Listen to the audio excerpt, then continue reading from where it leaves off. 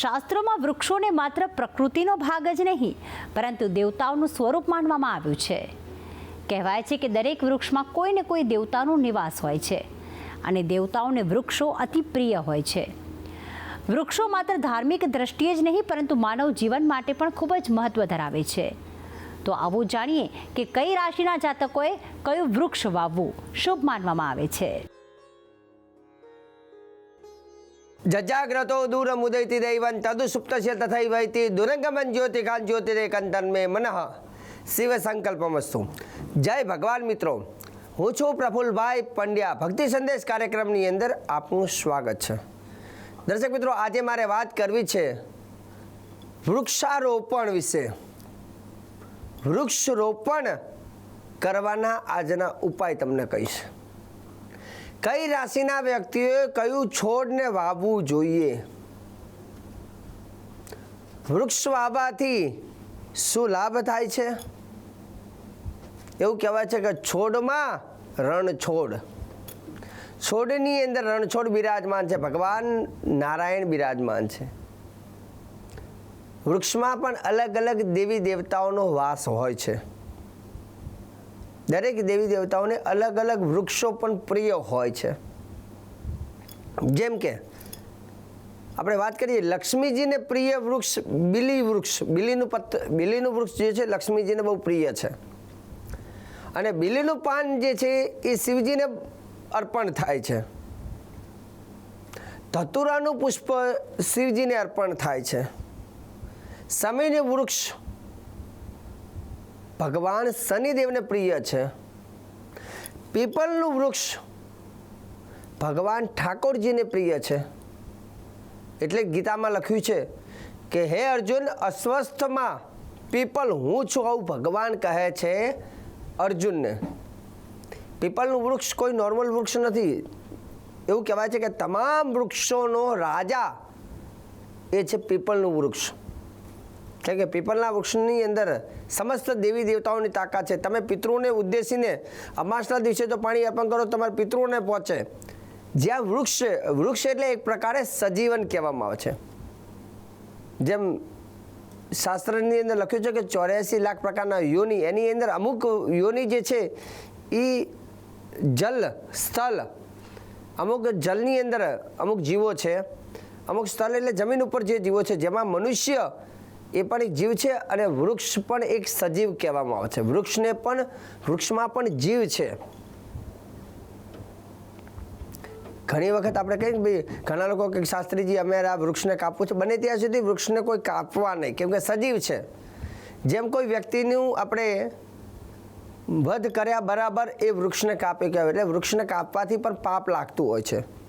શાસ્ત્રો તો એવું કહે છે કે સાંજનો સમય હોય, રાત્રિનો સમય એટલે વૃક્ષને હલાવવું નહીં, તુલસીનો છોડને હલાવવું નહીં. તુલસીના પાનમાં તો એવું લખ્યું રાત્રે તુલસીના પાન તોડવા નહીં.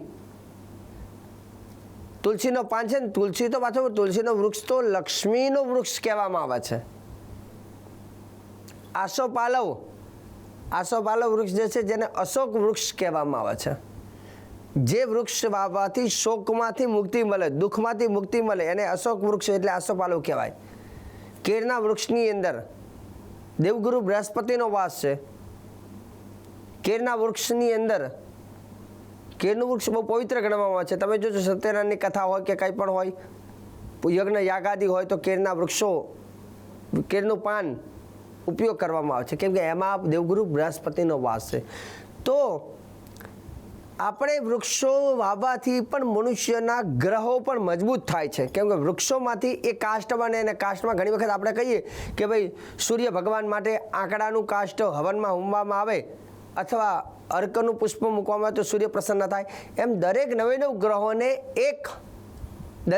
દરેક ગ્રહોને એક વૃક્ષ પ્રિય હોય છે. તો કઈ રાશિના વ્યક્તિએ કયું વૃક્ષ વાવે તો એની પ્રગતિ થાય? મેન પ્રશ્ન ઉપર હવે આપણે આવ્યા. કઈ રાશિના જાતકોએ કયું વૃક્ષ વાવે તો એની કેવી પ્રગતિ થાય? ઓલા જે વૃક્ષની મેં વાત કરી, બધા કોમન અલગ અલગ દેવી દેવતાઓને જે પ્રિય છે એની વાત કરી.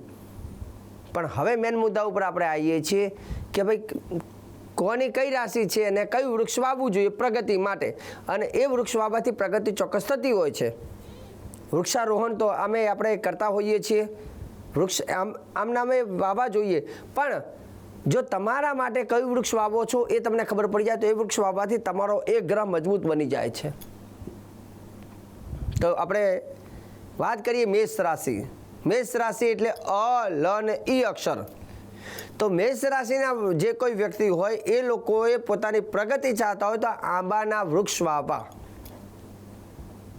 આંબાના વૃક્ષ વાવવા એ લોકોએ ખાસ કરીને. બીજા નંબરની વસ્તુ, વૃષભ રાશિ જેના અક્ષર છે બ, વ અને ઉ. વૃષભ રાશિવાળાને કોઈ વૃક્ષ વાવવું હોય પ્રગતિ માટે તો બિલીનું વૃક્ષ વાવવું, એટલે એની પ્રગતિ જલ્દી થાય, લક્ષ્મીવાન ભવ. મિથુન રાશિ ક, છ અને ઘ અક્ષર.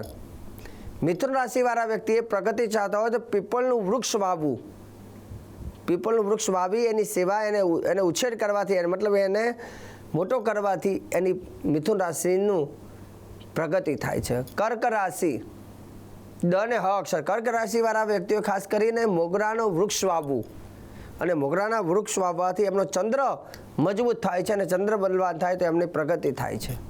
સિંહ રાશિના વ્યક્તિઓ હોય એને ખાસ કરીને સૂર્યમુખીના પુષ્પ, સૂર્યમુખીનો જે છોડ હોય એને ઉછેર કરો, મતલબ એનું ધ્યાન રાખવું, એનું વાવેતર કરવું. સૂર્યમુખી વાવવાથી સિંહ રાશિના વ્યક્તિની પ્રગતિ થાય છે. કન્યા રાશિ, કન્યા રાશિના વ્યક્તિઓ આંકડાનું જે પુષ્પ હોય, આંકડાનું ઝાડ હોય તો આંકડો વાવો, આંકડો વાવવાથી કન્યા રાશિની તરક્કી થાય છે. તુલા રાશિવાળાએ નાગકેસરનું છોડ અથવા તુલસી વાવવાથી તુલા રાશિની પ્રગતિ થાય છે. વૃશ્ચિક રાશિ, વૃશ્ચિક રાશિવાળા વ્યક્તિએ ખેર, મંગળનું લાકડું આવે છે, ખેરનું વૃક્ષ વાવવાથી એમની પ્રગતિ થાય છે. ધન રાશિ, ધન રાશિ એટલે ભ, ધ, ફ અને ઢ અક્ષર. ધન રાશિવાળા વ્યક્તિએ કેળનું વૃક્ષ વાવવાથી, કેમ કે ધન રાશિના સ્વામી બૃહસ્પતિ છે અને બૃહસ્પતિનું પ્રિય વૃક્ષ એટલે કેળનું વૃક્ષ, તો કેળનું વૃક્ષ વાવવાથી એમની પ્રગતિ થાય છે. મકર રાશિ, મકર રાશિનો સ્વામી છે શનિ અને શનિને પ્રિય વૃક્ષ એટલે સમી, તો સમીનું વૃક્ષ વાવવાથી શનિ પ્રસન્ન થાય એટલે મકર રાશિની પ્રગતિ સમીના વૃક્ષ વાવવાથી અને ઉછેર કરવાથી એનું પૂજન કરવાથી એની થાય છે પ્રગતિ. કુંભ રાશિ, કુંભ રાશિ એટલે ગ, સ, સ. કુંભ રાશિવાળા વ્યક્તિઓ ખાસ કરીને જાંબુનું વૃક્ષ, જાંબુનું વૃક્ષ વાવવાથી કુંભ રાશિની પ્રગતિ થાય છે. અને એના પછી આવે છે મીન રાશિ દ, ચ, જ, થ. તો મીન રાશિનો વ્યક્તિ એને પણ કેળનું વૃક્ષ વાવવાનું છે. જેમ કે ધન રાશિ અને મીન રાશિ બંને રાશિના સ્વામી બૃહસ્પતિ છે, એટલે ધન રાશિવાળા અને મીન રાશિ વાળા વ્યક્તિઓએ, મીન રાશિ એટલે દ, ચ, જ, થ, મીન રાશિવાળા વ્યક્તિઓએ પણ કેળનું વૃક્ષ વાવવું જોઈએ. અને તમે જો તમારી રાશિ પ્રમાણે એ જો વૃક્ષનું વાવો છો, એનું નિર્માણ કરો છો, કોઈને દાન કરો છો, તો ચોક્કસ એનાથી તમને એનો લાભ થતો હોય છે. બીજા નંબરની વસ્તુ, ઘણી વખત આપણે કહીએ છીએ કે યજ્ઞની અંદર કોઈ કાષ્ટનું વિશેષ મહત્ત્વ છે, પણ જો તમારી રાશિ પ્રમાણેનું જે કાષ્ટનો ઉપયોગ તમે કરો છો તમારા યજ્ઞમાં તો પણ તમારી પ્રગતિ થાય છે. જેમ કે મેષ રાશિવાળો વ્યક્તિ આંબાના કાષ્ટ હોમવાથી એને અપાર ધન મળે છે. તુલસી, વૃષભ રાશિવાળા બિલીના કાષ્ટનો હવન કરે તો એને વધારે લક્ષ્મીવાન ભવ. મિથુન રાશિવાળા પીપળના કાષ્ટનો ઉપયોગ કરે યજ્ઞમાં તો વધારે પ્રગતિ થાય. કર્ક રાશિવાળા મોગરાનો કાષ્ટનો ઉપયોગ કરે. તો આ રીતે કાષ્ટનું મહત્ત્વ છે, વૃક્ષનું મહત્ત્વ છે, એના ફળનું મહત્ત્વ હોય, એના પુષ્પનું મહત્ત્વ હોય છે. તો દરેક રાશિના જે વૃક્ષની વાત કરી એ વૃક્ષનું, એ કાષ્ટનો જો ઉપયોગ કરવામાં આવે અથવા એનું પુષ્પનું અથવા એ વૃક્ષનું નિર્માણ કરવામાં આવે અથવા એની પૂજન કરવામાં આવે તો એની પ્રગતિ ચોક્કસ થતી હોય છે. કોઈ શાસ્ત્રથી બહાર હોય અથવા કોઈ એવો જે મારી જોડે કોઈ વિષય આવ્યો ન હોય તેવો કોઈ તમારા મનમાં પ્રશ્ન હોય, પણ હંમેશા અમારો એક જ પ્રયત્ન હોય છે કે ભક્તિ સંદેશ કાર્યક્રમ ઘણા વર્ષોથી ચાલે છે અને આની અંદર ઘણી બધી જ્ઞાન અને એ બધી ચર્ચાઓ અમે કરી ચૂક્યા છે, પણ છતાંય તમારા મનમાં કોઈ પ્રશ્ન ઉદ્ભવિત થાય કે જેનો જવાબ તમને ક્યાંયથી ન મળતો હોય તો તમારે ગભરાયા વગર, ચિંતા કર્યા વગર તમે અમને પ્રશ્ન પૂછી શકો છો ને અમે તમને તમારા પ્રશ્નોનું શ્રેષ્ઠ સચોટ જવાબ અમે ટીવીના માધ્યમથી ચોક્કસ અમે આપીશું. અને ભક્તિ સંદેશ કાર્યક્રમને સદૈવ આપ નિહાળતા રહ્યા છો અને સદૈવ તમે કાર્યક્રમને જોતા રહેજો. મને આપી દો હવે તમે રજા. જય ભગવાન.